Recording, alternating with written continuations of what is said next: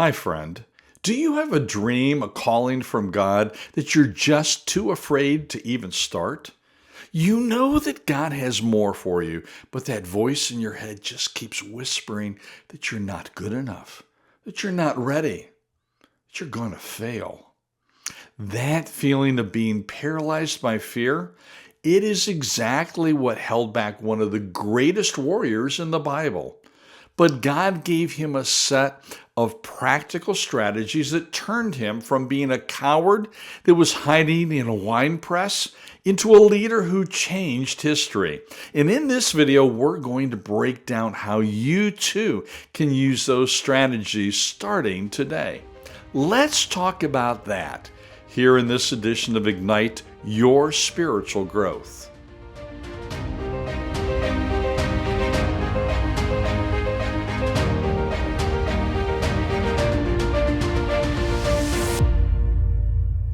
Hi, I'm Mark Warren, and welcome back to today's edition of Ignite Your Spiritual Growth from Directions for Living. God has designed a unique and a powerful mission for your life.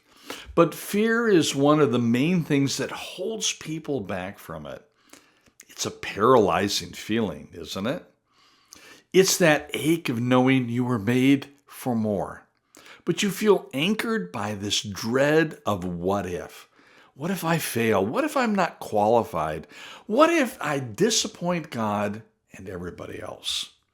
This isn't just a feeling, it's a spiritual barrier designed to keep you from God's absolute best for your life. Fear stops us from becoming who God created us to be and from doing what He's called us to do. Jesus warned us about this exact fear-based paralysis in the parable of the talents. In Matthew 25, a master gives 3 servants different amounts of money or talents based upon their abilities. 2 of them invest and they double what they were given. But the 3rd servant, the one given a single talent, he says something that should send a chill down our spine. He tells his master, I knew that you were a harsh man. Look at this. So I was afraid. And I went and I hid your talent in the ground. His fear made him do nothing. He didn't lose the talent, but he didn't grow it either. He played it safe. His fear of failure led to the very failure he was trying to avoid. The failure to act. The failure to trust. The master calls him wicked and lazy, not because he was evil, but because he let fear control his actions and buried the potential God had put in his hands. So many of us are like that one-talent servant. We have God-given talents, callings, and dreams, but we've buried them under a pile of our anxieties. We've chosen the so-called safety of doing nothing over the risky, faith-filled steps of obedience. If this sounds familiar, I want you to know you're in good company. In the book of Judges in the Old Testament, we meet a man by the name of Gideon, who was the poster child for fear and inadequacy. When we first see him, he's not on a battlefield, nor is he on a stage. The Bible tells us in Judges chapter 6 that Gideon was threshing wheat in a winepress to hide it from the enemy. The winepress is a pit, a confined, hidden space. He was literally in a hole, doing a job, by the way, that should have been done out in the open, all because he was terrified. He felt weak, insignificant, and completely overwhelmed. And it's right there, in that pit of fear, that God shows up and gives him, as well as us, a divine playbook for breaking free. In just a few moments, I want to share with you 3 key strategies that God can use in your life, just like He did with Gideon, to overcome fear. But first, I want to offer you something completely free.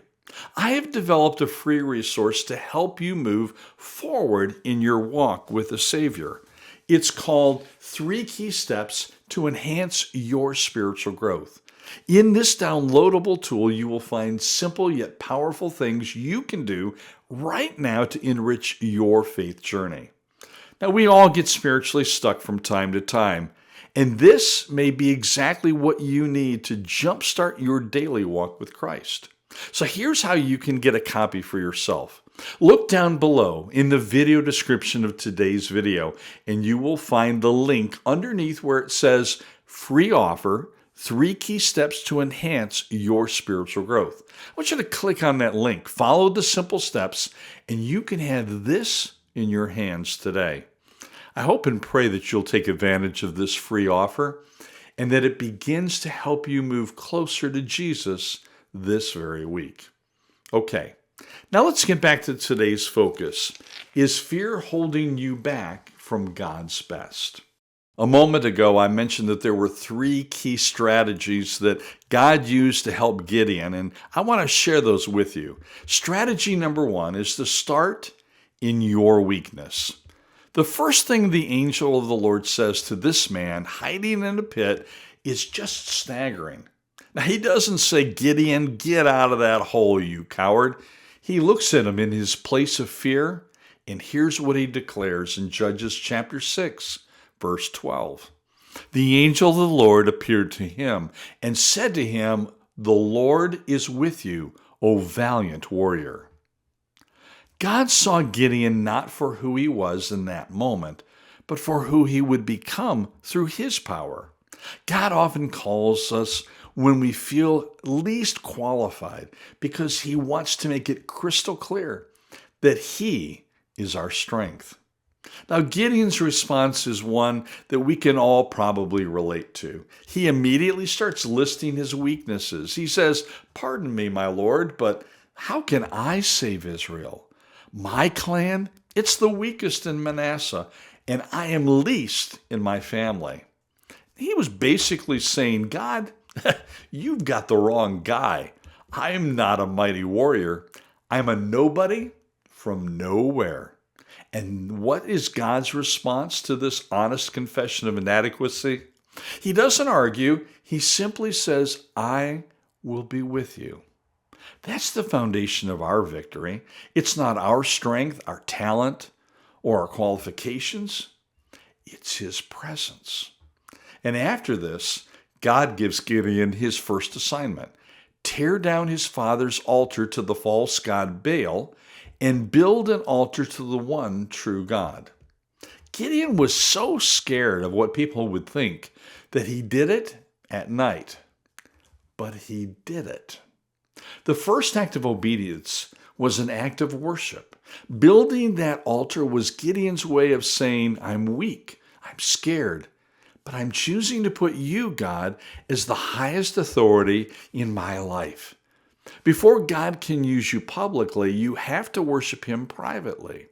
Your first step out of fear isn't to pretend that you're strong, but to build an altar of honesty and declare your complete dependence on him. Well, that's strategy number 1. Strategy number 2 is to seek confirmation, then act. Now, even after his incredible divine encounter, Gideon was still wrestling with fear. He had a calling, but the what-ifs were screaming at him. So he does something that has caused quite a bit of debate for centuries now. He puts out a fleece. He says to God, if you will save Israel by my hand, as you have said, look, I'll put a fleece of wool on the threshing floor. If there's only dew on the fleece, then I'll know. And God, in his incredible patience, does exactly what Gideon asks. The next morning, the fleece is soaked and the ground around it completely dry. But Gideon's fear is still so powerful that he asks for yet another sign, this time in reverse. Let the fleece be dry and the ground around it be soaking wet. And again, God graciously does it. Sometimes we read this and we think that Gideon's faith was weak. But you can also see it as Gideon understanding just how huge the mission was. He wasn't just casually testing God. He was seeking deep reassurance before stepping into a life or death situation. God is patient with our process. It's okay to pray for confirmation. It's okay to ask for wisdom and clarity. And it's okay to seek wisdom by godly mentors. But there's a huge difference between seeking confirmation and just looking for an excuse. Gideon sought signs so that he could act. The servant with the one talent used his fear as an excuse not to act. Seeking confirmation needs to have a deadline. It has to lead to a decision. Pray, listen, get counsel, and then when God gives you that green light, even when you're still afraid, you have to move. Obedience doesn't mean you're fearless. It just means you have enough faith to follow God even when your knees are still knocking. Strategy number 3, obey in the face of the impossible. This is where Gideon's journey goes from fearful to truly faith-filled. After all the signs, Gideon gathers an army of 32,000 men. This probably felt a little bit better. He was still outnumbered, but it was a respectable force. But then God says something terrifying. You have too many men. God tells Gideon to send home anyone who is afraid. 22,000 men get up and leave. Now he's down to 10,000.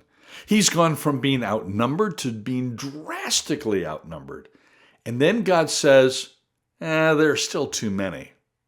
God tells him to take the men to the water and see how they drink. He then separates the 300 men who lapped up water from their hands from the thousands who knelt down. God says, with the 300 men that lapped, I will save you and give the Midianites into your hands. From 32,000 to 300. This is strategically insane. It's illogical. It makes no human sense. And that was the whole point. God was stripping away every bit of human strength, every possible reason that Gideon could take credit for the victory, to make sure that when it was over, everyone would know it was by God's power alone. The final step in overcoming fear is radical obedience when things look impossible. It's doing what God says even when your logical mind screams that it's a terrible idea. It's launching the ministry when you only have 3 volunteers. It's writing the book when you don't have a publisher. It's starting the business when your bank account is small. It's taking that step of faith that looks like a guaranteed failure in the world's eyes. Faith isn't just believing God can, it's obeying when you can't see how. Gideon and his 300 men surrounded the enemy camp with nothing but trumpets, empty jars, and torches. And at his command, they blew the trumpets, they smashed the jars, and God sent such confusion into the empty camp that they turned on each other. The victory was total, and it was undeniably God's. Do you see the transformation?